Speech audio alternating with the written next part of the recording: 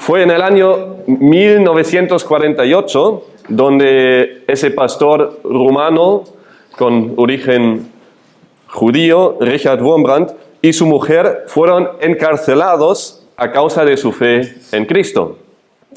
El pastor pasó unos 14 años en las prisiones comunistas y a menudo sufrió torturas graves. Le pusieron en aislamiento, le golpearon y le obligaron a soportar condiciones inhumanas. A los cristianos en Rumanía en aquel entonces no se les permitía tener su Biblia, ni mucho menos hablar de su fe a otros. Cualquier intento de evangelización fue castigado con tortura. ¿Qué hizo entonces Richard Wurmbrand en esas circunstancias que prácticamente le imposibilitaron compartir el evangelio ahí en la celda? Ese hermano siempre buscaba y encontraba, incluso en el aislamiento, maneras de evangelizar. Estaba separado, estaba a solas, no ha podido ver a nadie. Su testimonio es una muestra cómo Dios hizo posible lo imposible. Nuestro hermano lo hizo de 3 maneras.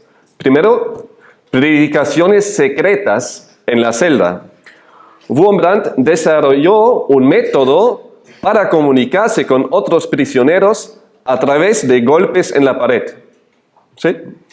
A través de golpes en la pared. Como a veces nuestros hijos, pero bueno. Aquí con buena intención y con buen mensaje. Transmitiéndoles de esa manera versículos de la Biblia. De esa manera predicaba a otros y a la vez a sí mismo para ser alentado por la palabra de Dios en medio de densa oscuridad y aislamiento. Después, la segunda manera como lo hizo fue evangelizar entre los guardias, los que le golpearon por evangelizar. En lugar de odiar a los que le torturaron, les mostró amor y oró por ellos. Algunos guardias quedaron tan impresionados por su fe que comenzaron a hacerle preguntas en secreto e incluso algunos se arrepintieron y creyeron en Cristo. Y la tercera manera, por nuevos cristianos en la prisión. A través de esa conversación secreta con otros prisioneros, muchos llegaron a la fe en Cristo y algunos de ellos, después de haber sido librados, se convirtieron en evangelistas que continuaron llevando el mensaje de Cristo a muchos más, que también fue fruto de la evangelización de Wurmbrand, ¿no? Se convirtieron por medio de él y después salieron y predicaban a otros. Richard Wurmbrand sobrevivió los 14 años de tortura y finalmente fue rescatado. Tras su liberación fundó La Voz de Mártires, una organización que hasta hoy en día apoya a los cristianos perseguidos. Tanto su testimonio como el de muchos más cristianos perseguidos muestran que no hay ni prisión, ni tortura, ni tiranía que puede parar el evangelio. Dios abre caminos donde parece que no las hay. Por su palabra. Abre las puertas para su palabra. Y en Filipenses 1, 12 a 18 vemos la misma realidad de que no hay quien pare el evangelio, el mensaje de Cristo. En el texto de hoy que vamos a leer ahora, vemos 2 llamados a actuar y pensar bíblicamente en la proclamación del evangelio que nos desafían a comprometernos con esta misión. Vamos a leer los versículos de 12 a 18 y después entramos en el primer punto que es de 12 a 14, pero vamos a leer ahora todo el pasaje de 12 a 18. Dice Pablo: y quiero que sepáis, hermanos, que las circunstancias en que me he visto han redundado en el mayor progreso del evangelio, de tal manera que mis prisiones por la causa de Cristo se han hecho notorias en toda la guardia pretoriana y a todos los demás. Y que la mayoría de los hermanos, confiando en el Señor por causa de mis prisiones, tienen mucho más valor para hablar la palabra de Dios sin temor. Algunos, a la verdad, predican a Cristo aún por envidia y rivalidad, pero también otros lo hacen de buena voluntad. Estos lo hacen por amor, sabiendo que he sido designado para la defensa del Evangelio. Aquellos proclaman a Cristo por ambición personal, no con sinceridad, pensando causarme angustia en mis prisiones. Entonces, ¿qué? Que de todas maneras, ya sea fingidamente o en verdad, Cristo es proclamado. Y en esto me regocijo. Sí, y me regocijaré. Después de saludarles, Pablo comenzó la carta a sus hermanos en Filipos con una declaración de gratitud y amor, como lo vimos la última vez, ¿no? Él estaba profundamente agradecido por sus hermanos, por lo cual, siempre cuando pensaba en ellos, le daba gracias a Dios por sus queridos hermanos. Como iglesia, los hermanos en Filipos eran un ejemplo en su gran interés por el avance del Evangelio. Era como uno de sus lemas, uno de sus puntos fuertes, su interés para el avance del Evangelio. Y ese interés genuino por el avance del Evangelio se ha podido ver tanto en cómo ellos mismos proclamaban el Evangelio, pero también cómo apoyaban a Pablo en su ministerio para que proclame el Evangelio, ¿no? Entre muchas cosas, fue el interés mutuo de los filipenses y Pablo por el Evangelio, lo cual les unía. Fue Cristo y su mensaje. Tanto la iglesia en Filipos como también Pablo tenían una pasión por el Evangelio. Así que no nos debería sorprender que después de su declaración de gratitud y amor por sus hermanos, Pablo sigue su carta con hablarles sobre que tanto les preocupaba a ellos como a él mismo el avance del Evangelio. Y como los filipenses sabían que Pablo, el evangelista principal, la cabecilla de la evangelización, el que como nadie más se dedicaba a la proclamación del Evangelio, estaba encarcelado. Entonces estaban muy preocupados. El líder de la campaña, el gran ejemplo, la luz que va por ahí, encarcelado. ¿Qué pasa ahora con el avance del Evangelio? Eso fue una pregunta que tenían los filipenses. Mira, le estamos apoyando, está predicando y de repente ya llevaba tiempo encarcelado y se preocupaban, tanto por el avance del Evangelio como por su querido hermano, es decir, por Pablo mismo, ¿no? Se preocupaban por el bienestar de él y el avance del Evangelio. Y debido a su interés por el bienestar de Pablo, la iglesia de Filipo envió a uno de los suyos, a Epafrodito, para que le dé una ofrenda a Pablo y que le sirva en sus necesidades. Entonces, a la hora de redactar la carta, estaba a su lado Epafrodito, uno de los filipenses, que luego también menciona. Y ahora Pablo les contesta a su pregunta con una respuesta igual un poco inesperada. En lugar de hablar sobre su bien o malestar, va directamente a hablarles del avance del Evangelio. Mi profesor en el seminario una vez dijo, es como si le hubiesen preguntado, bueno, Pablo, ¿qué tal estás? Y él responde, el Evangelio está bien, gracias. Su enfoque aquí no está ni aquí ni en el resto de la carta en sí mismo, sino siempre en el Evangelio.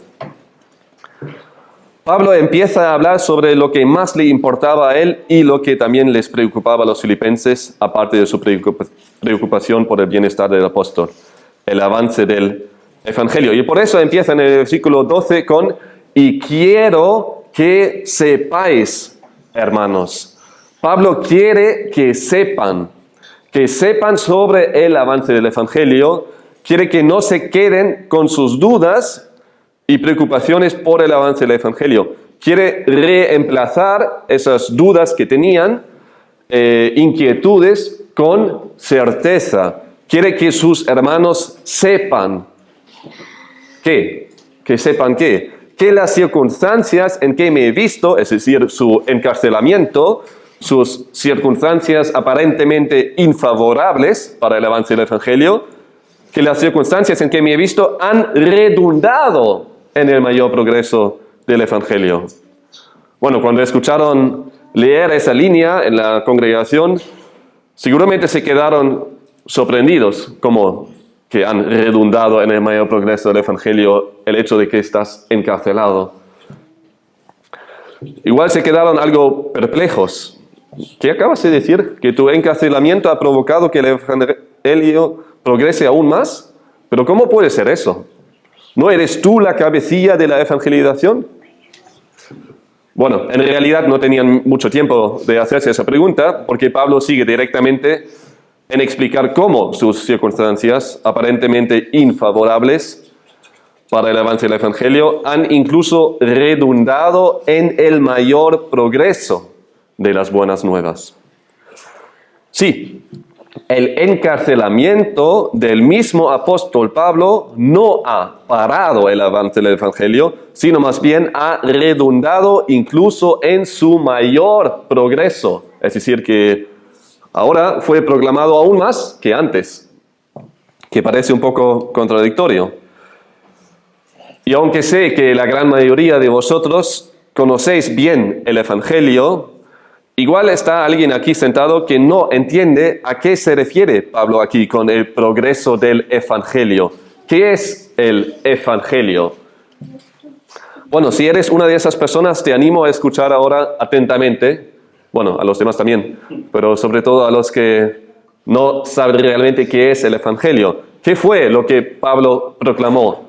Bueno, en esencia proclamó que Cristo vino al mundo, que vivió una vida perfecta, sin haber pecado ni una sola vez. ¿Por qué? Porque era Dios. Fue el Hijo unigénito enviado por Dios Padre al mundo para morir en la cruz como el Cordero de Dios por nuestros pecados.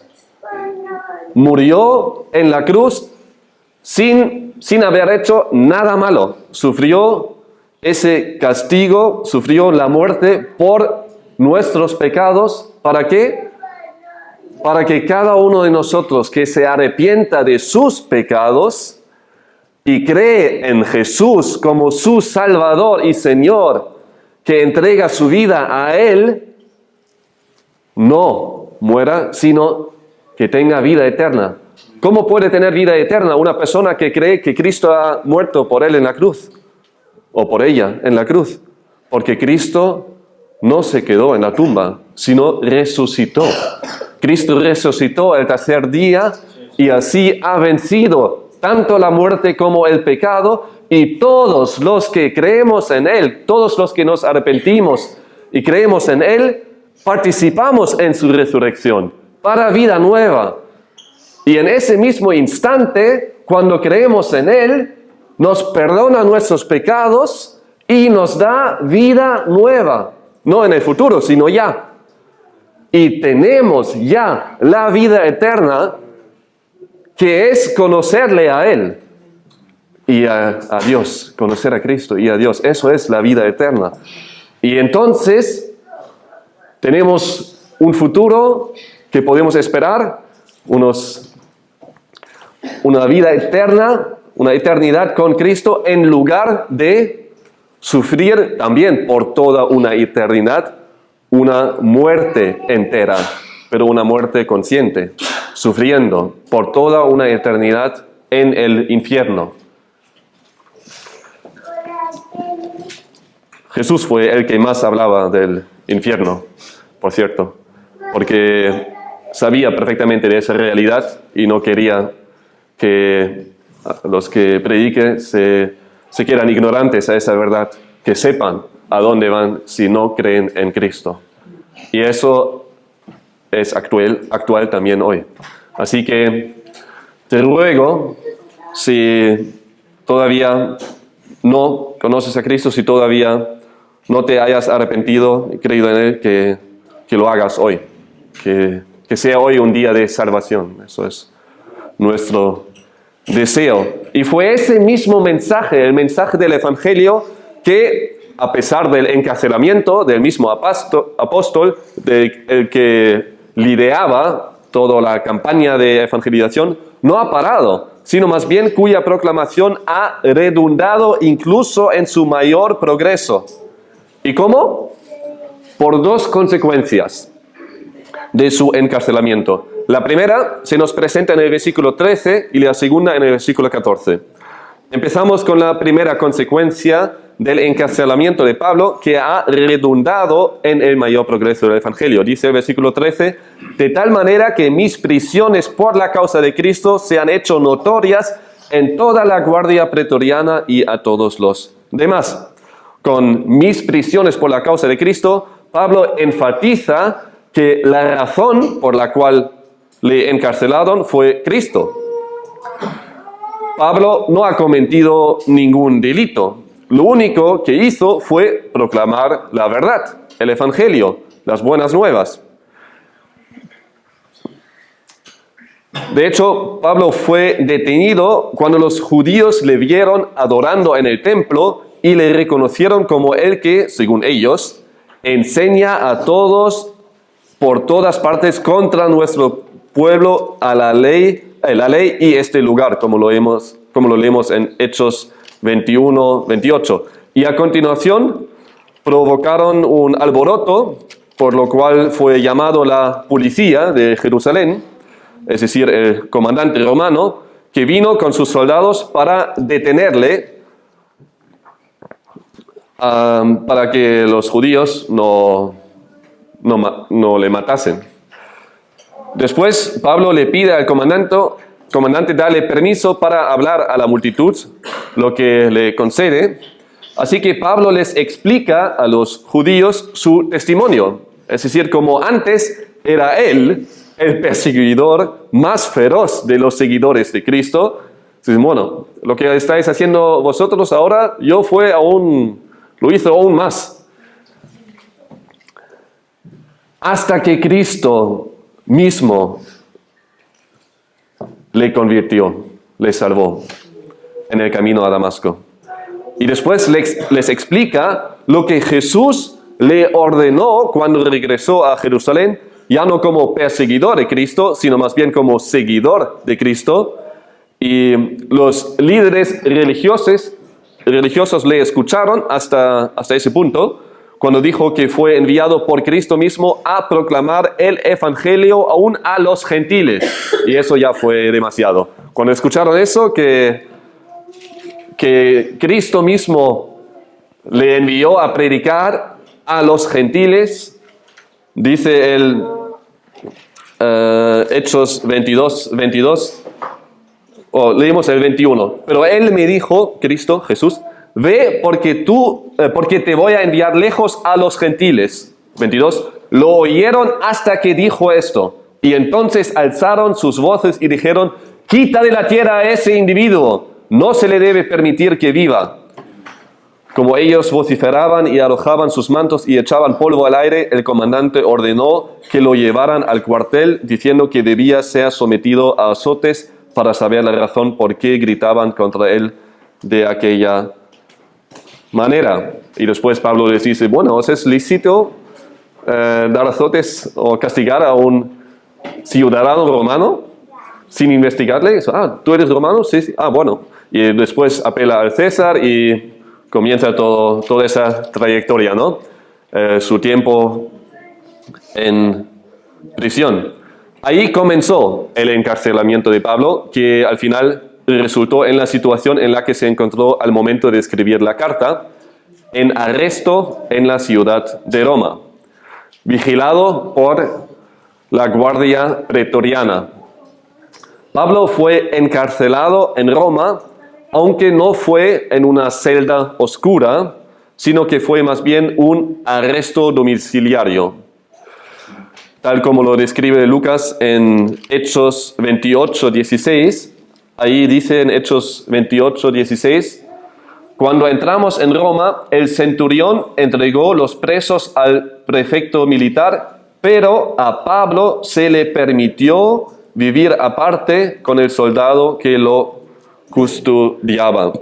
Bueno, fue por todo lo que pasó ahí en el viaje y la confianza que se ganó Pablo, como Dios ha guiado todo, porque Dios tenía un plan.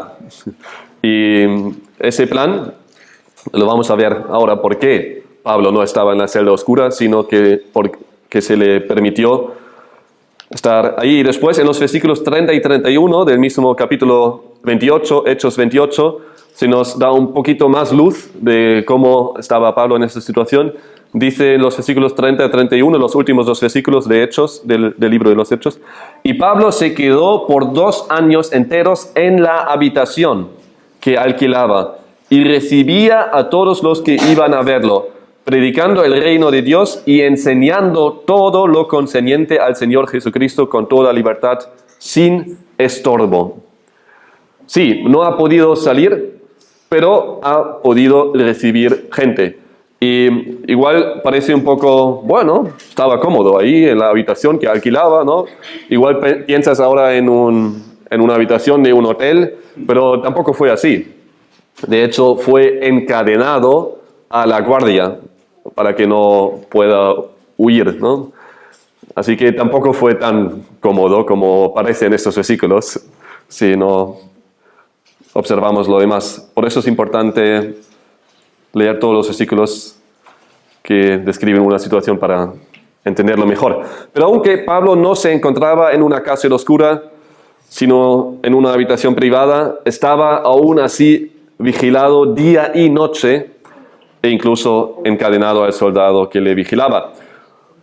Como no fue siempre el mismo soldado, sino se turnaban, y Pablo ha recibido mucha visita en esos 2 años, como lo dice el texto mismo, ¿no? Donde prácticamente solo hablaban siempre del mismo tema, o más bien de la misma persona, es decir, Cristo. Muchos soldados han escuchado las verdades de la palabra continuamente. Se puede decir que los soldados estaban encadenados a Pablo para que no puedan huir de la proclamación del Evangelio. Dado que Pablo tenía la libertad de hablar todo el día sobre Cristo, la razón de su encarcelamiento, es decir, el mensaje de Cristo, se ha hecho notoria, que también se puede decir como bien o ampliamente conocido en toda la guardia pretoriana, dice el texto. Y como ya he comentado, fueron muchos oficiales que han escuchado el Evangelio, y fue también por medio de algunos entre ellos que fueron salvos y después predicaban el Evangelio a sus compañeros. Entonces no solo fue Pablo mismo, es decir, lo que salió de la boca de Pablo, sino también lo que por medio de los demás fue proclamado. John MacArthur escribe en su comentario: es indudable que los fieles creyentes de la iglesia de Roma habían orado por mucho tiempo que el Señor abriera la puerta para testificar a la selecta e influyente guardia pretoriana. En su soberana sabiduría, Dios respondió esa oración al mantener atado a Pablo a los miembros de la guardia durante 2 años. Y aunque el término pretorio se puede referir a la residencia de los oficiales militares de alto rango, el texto mismo deja claro que Pablo aquí se refiere más bien a personas, es decir, a los guardias que formaban parte del pretorio, como además añade, y a todos los demás. Está claro que Pablo aquí afirma que Dios ha usado su encarcelamiento, su arresto domiciliario, para que un gran número de los oficiales romanos hayan escuchado el Evangelio. Y no solo lo escucharon, sino incluso fueron salvos. No todos, pero muchos. Y en la misma carta, Pablo lo indica.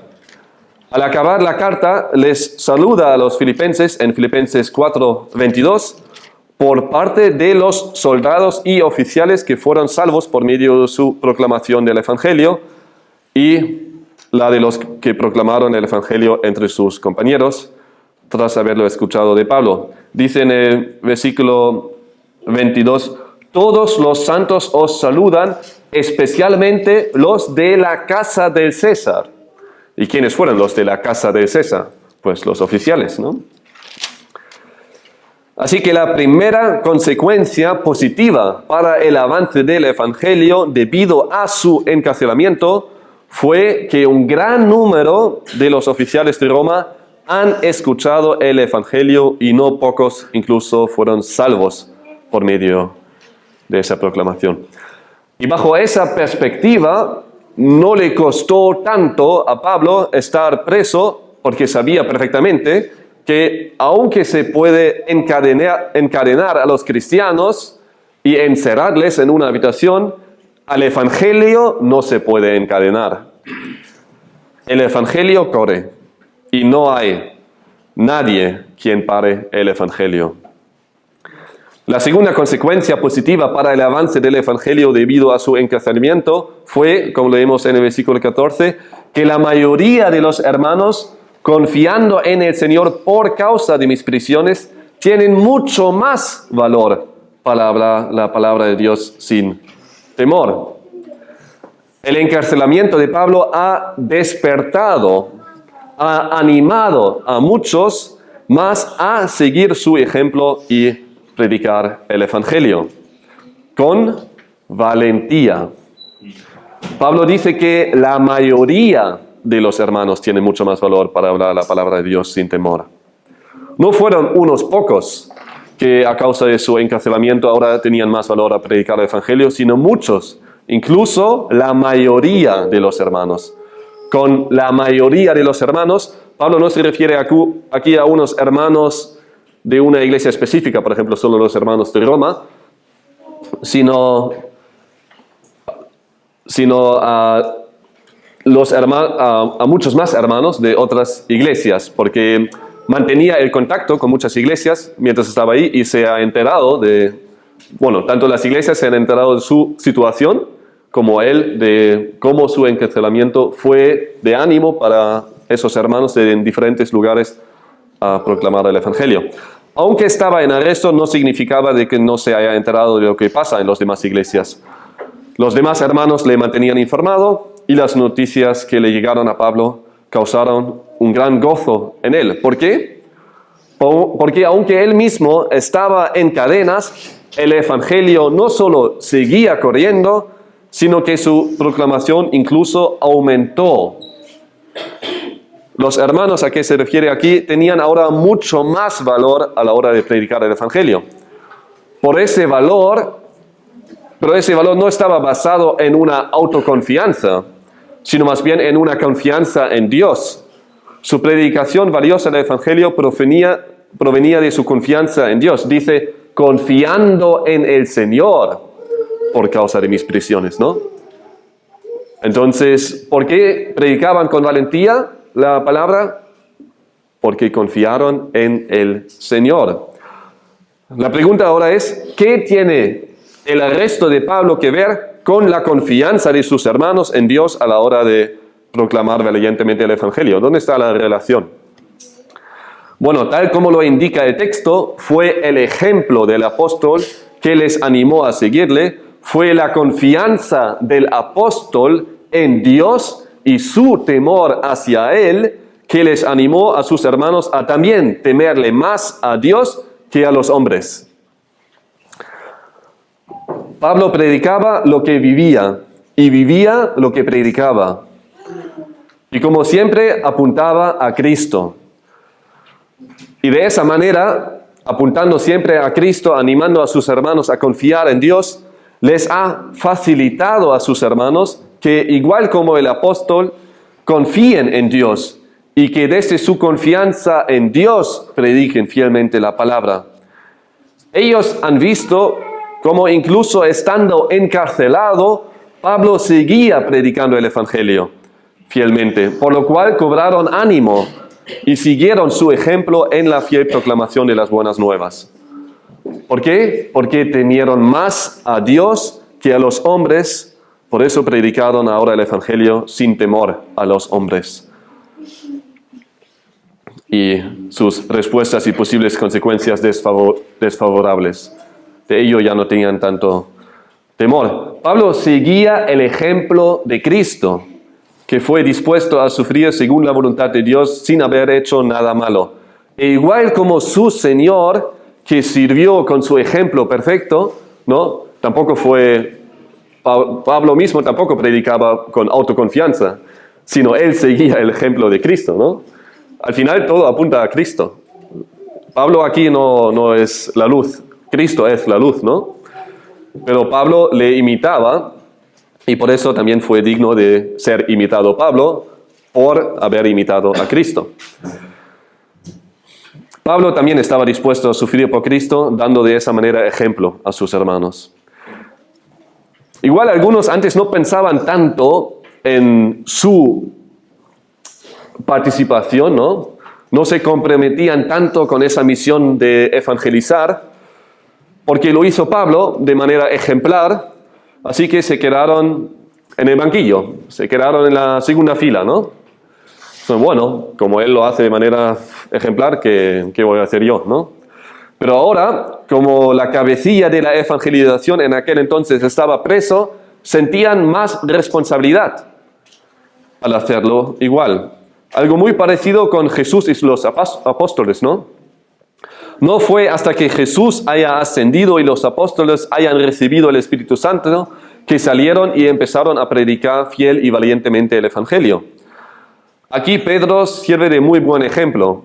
Ya no era el cobarde que temía más a los hombres que a Dios, negando a Jesús, sino más bien uno de los líderes que temía mucho más a Dios que a los hombres. Y eso se ha podido ver en su valentía proclamación del Evangelio en público, como también aunque haya sufrido por Cristo, no dejó nunca de seguirle ni tampoco dejó de predicar e enseñar. Y así también los hermanos, la gran mayoría de los hermanos, viendo ahora a su líder, entre comillas, en cadenas, cobraron ánimo a predicar con valentía el Evangelio. La Reina Valera 60 lo traduce como se atreven mucho más a hablar la palabra sin temor. El término que Pablo usa aquí, de hecho, se puede traducir como osar, atreverse, tener coraje. Atreverse a proclamar el Evangelio con valentía es lo opuesto a estar intimidado y callarse, que lamentablemente a menudo describe mejor nuestra participación en ello, ¿no? A menudo estamos tentados a quedarnos callados por esperar el momento oportuno. Es verdad que hay que ser sensible a la situación, y las hay donde es mejor callarse, pero viendo mi propio día a día, pues tengo que confesar que estoy más en peligro de quedarme callado demasiado antes de correr riesgo de proclamar el Evangelio demasiado.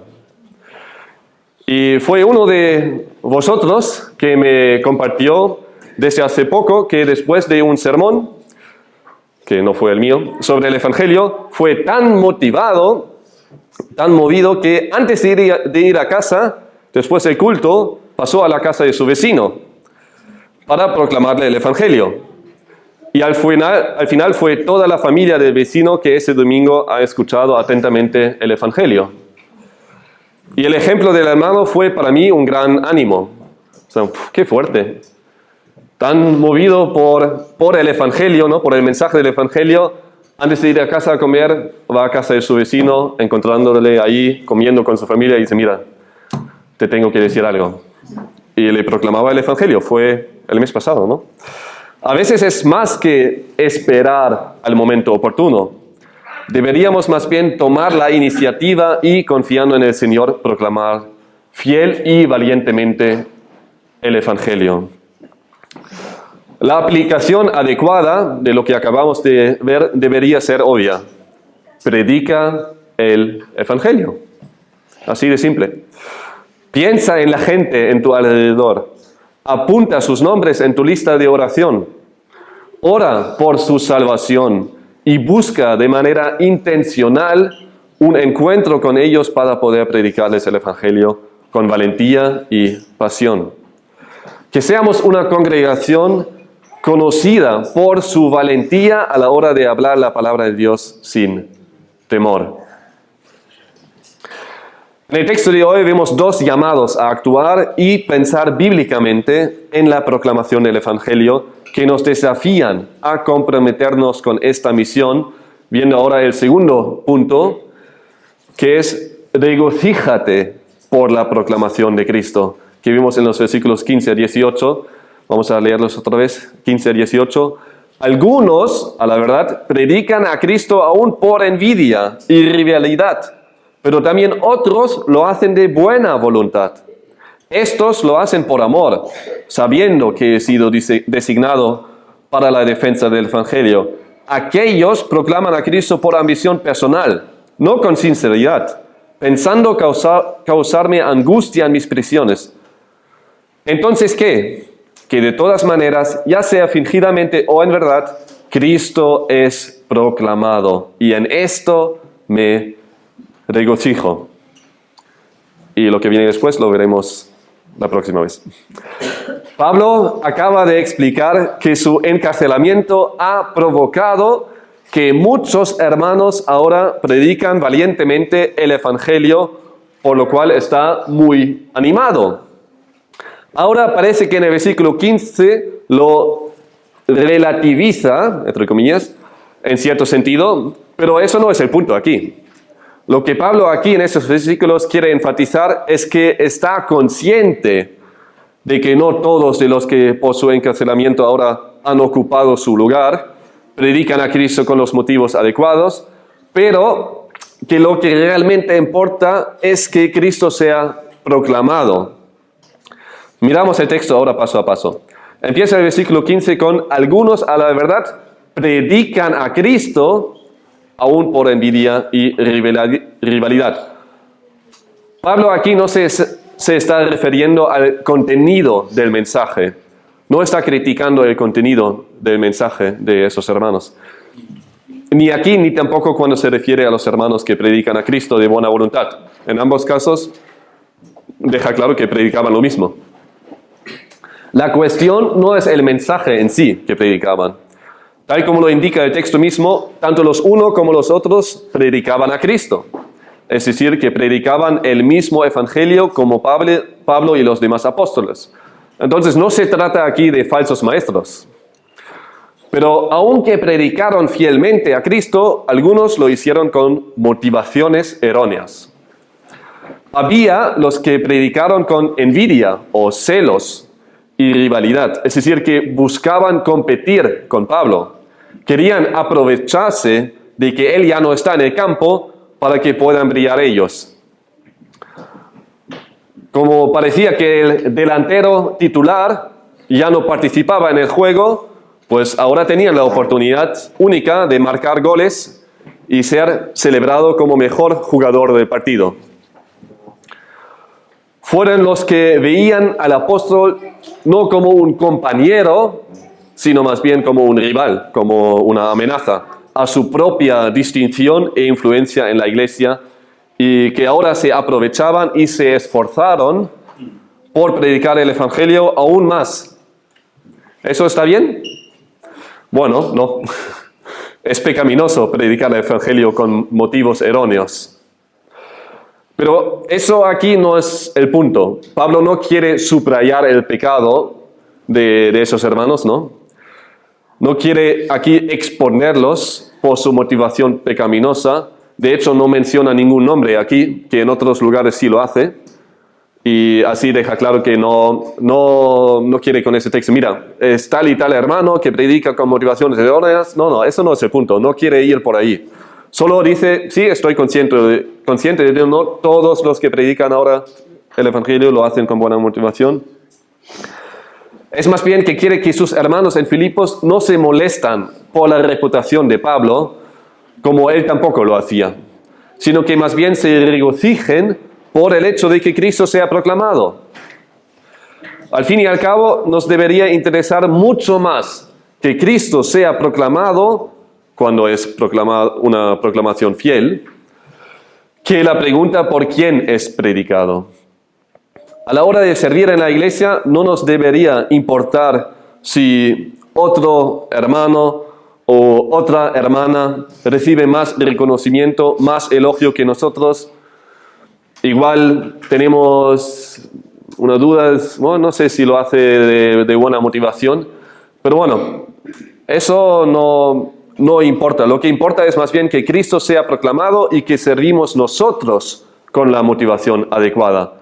Bueno, si te enteras y sabes que la hermana o el hermano sirve con la motivación inadecuada, errónea, te animo a hablarle en privado y exhortarle. Pero igual como los que Pablo escribe a continuación, es que seamos nosotros así, es decir, pero también otros lo hacen de buena voluntad. Estos lo hacen por amor, sabiendo que he sido designado para la defensa del Evangelio. Aunque como Pablo mismo lo deja claro en ese texto, no se molestaba mucho por el hecho de que algunos predicaron a Cristo para quitarle algo de gloria a Pablo, tampoco estaba indiferente a la motivación de los que proclaman a Cristo. Sí, lo que realmente importa es que el Evangelio en sí es proclamado y de manera fiel. Pero más vale que también sea con la motivación correcta. Pablo aquí reconoce con evidente satisfacción la motivación honrosa de los hermanos que predican el mensaje correcto con la motivación correcta. Dice que lo hacen de buena voluntad, buscando lo mejor a la hora de predicar a Cristo. Lo hicieron con motivos puros, sin querer quitarle gloria a nadie, sino predicaron a Cristo por amor a su Señor y su iglesia. Y también, como lo indica Pablo aquí, por amor hacia el mismo apóstol. Sabían que Pablo ha sido designado por Cristo mismo de una manera especial y única para la proclamación del Evangelio. Así que su proclamación no fue motivada por robarle el puesto como líder de la evangelización, ¿no? No querían ocupar su lugar, seguían más bien su ejemplo por amor hacia Cristo, la iglesia y su apóstol, y ese apóstol. Los otros, sin embargo, como dice el versículo 17, proclamaron a Cristo por ambición personal, no con sinceridad, pensando causarme angustia en mis prisiones. Aquí en el versículo 17, Pablo vuelve al grupo que no le vieron como un compañero en la proclamación de Cristo, sino más bien como un rival. Dice que la proclamación que proclamaron a Cristo con ambición personal. Entonces ni siquiera por el interés de que al que le predican que se salve. Eso no fue su mayor, bueno, igual también se preocupaban por ello, no lo sabemos, pero su mayor motivación fue una ambición personal. Igual para mandar una carta de oración y decir, mira, hoy se convirtieron 10, sin saber si realmente se convirtieron o no, pero bueno, para presentar números, ¿no? Es decir, predicaron con ambición egoísta, con la implicación de rivalidad y hostilidad, algo muy opuesto al Evangelio, por cierto. Como en una empresa, donde los compañeros de repente se convierten en rivales cuando se trata de obtener un puesto superior. Ahí está el ascenso a vista. Bueno, y ahí hay 10 posibles candidatos y de repente ya no son compañeros, sino rivales, ¿no? ¿Quién va a obtener ese puesto? Y entonces se esfuerzan a hacer mejor su trabajo, pero no porque quieren que el cliente sea más satisfecho o que la empresa... No, por ambición personal, para que puedan obtener ellos ese ascenso. Pero esos hermanos se olvidaron que la iglesia no es como una empresa. No se trata de hacer carrera. No se trata de hacerse un gran nombre. Eso es el lugar equivocado si buscas hacerte un gran nombre. Se trata de servir y hacer grande el nombre de Cristo. Siempre. Nosotros no importamos. Ellos, sin embargo, en contraste a los hermanos que Pablo mencionó en el versículo 16, predicaron a Cristo no con sinceridad. Los otros sí. Los hermanos del versículo anterior predicaron a Cristo con sinceridad, con motivos puros, sin motivación errónea. Los otros, sin embargo, los del versículo 17, predicaron el mensaje correcto con la motivación incorrecta. De hecho, tenían no solo en mente su propio ascenso, sino a la vez querían hacerle daño a Pablo. Querían quitar su luz para que brillen ellos más, ¿no? Dice aquí que estaban pensando en causarle angustia, aflicción, opresión en sus prisiones. Entonces se puede decir que realmente le odiaban. Le criticaron y le acusaron. Hicieron lo que podían para que los demás piensen mal del apóstol, para a la vez poder brillar más ellos.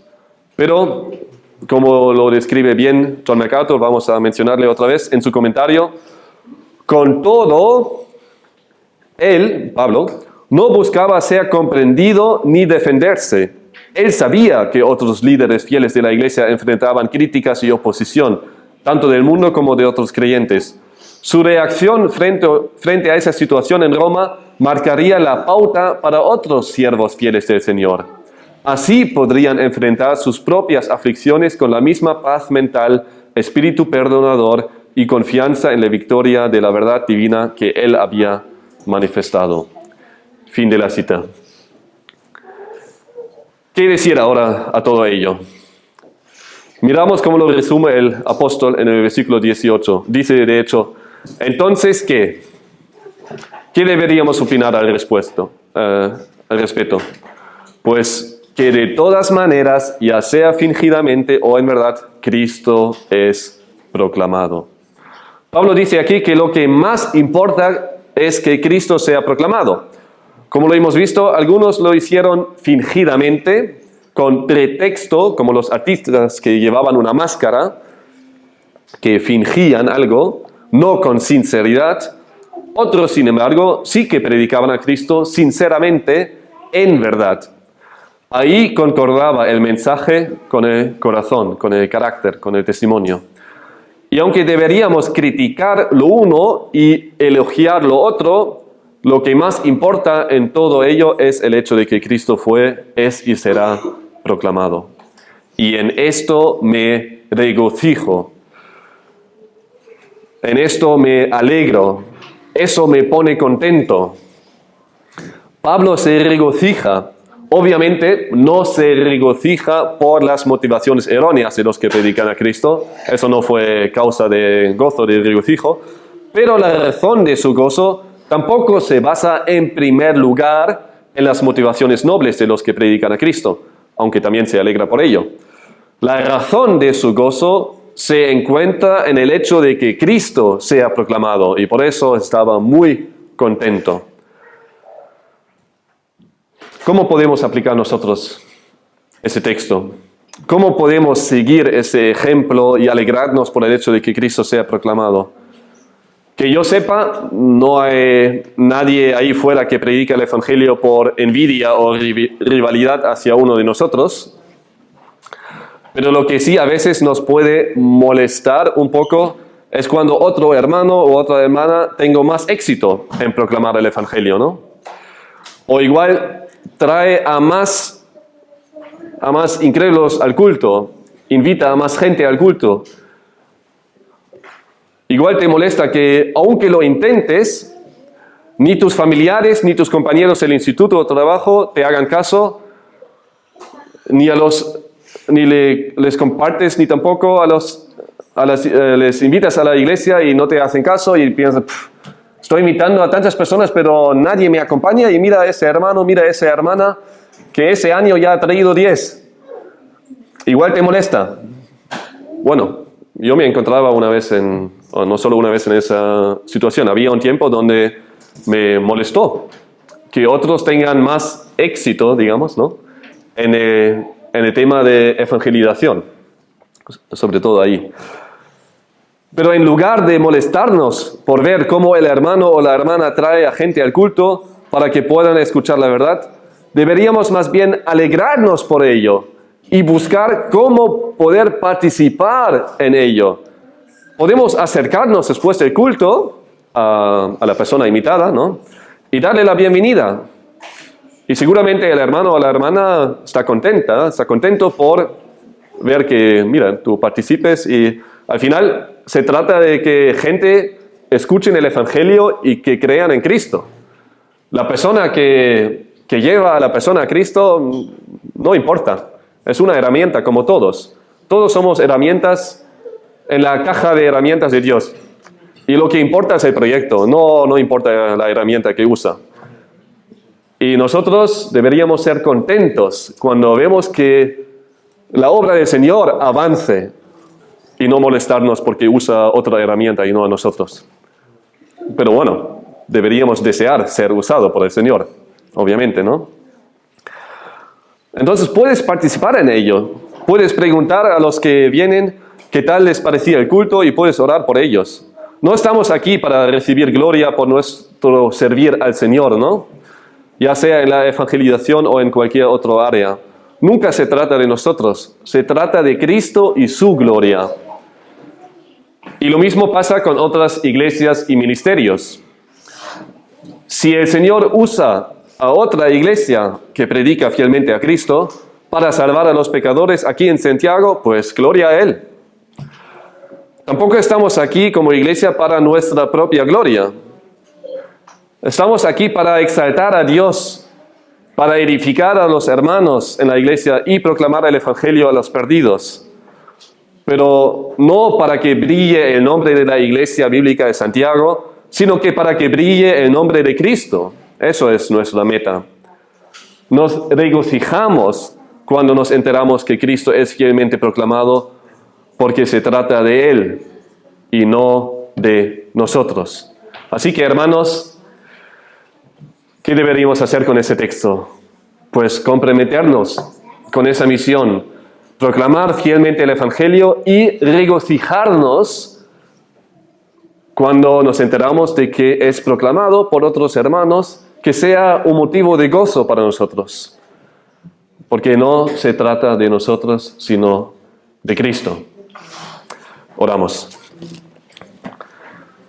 Gracias, Señor, gracias por tu palabra, que siempre nos corrige, nos muestra la verdad y revela nuestro pensamiento erróneo, nuestras motivaciones erróneas, y lo reemplaza con la verdad. Y queremos ser cambiado, queremos ser moldeado a tu imagen, queremos crecer, queremos pensar cada vez más como tú, queremos actuar cada vez más como tú y queremos crecer en nuestro afán, en nuestro buscar que tu nombre sea glorificado y no el nuestro. No se trata de nosotros, se trata de ti. Y te pido que nos ayudes a proclamar fielmente el Evangelio con valentía y tomar la iniciativa y a la vez con la motivación correcta y regocijarnos cuando otros lo hacen. No sentir nada de envidia o celos por el ministerio de otros, sino más bien regocijarnos cuando bendigas a otro hermano en su ministerio y alegrarnos por tu obra. Gracias, Señor, por tu palabra. Gracias por ese día y te pedimos que bendigas ese día y que sea un día de salvación y santificación para que tu nombre sea glorificado en nuestra vida. Todo eso pedimos en el nombre de tu Hijo Jesús. Amén.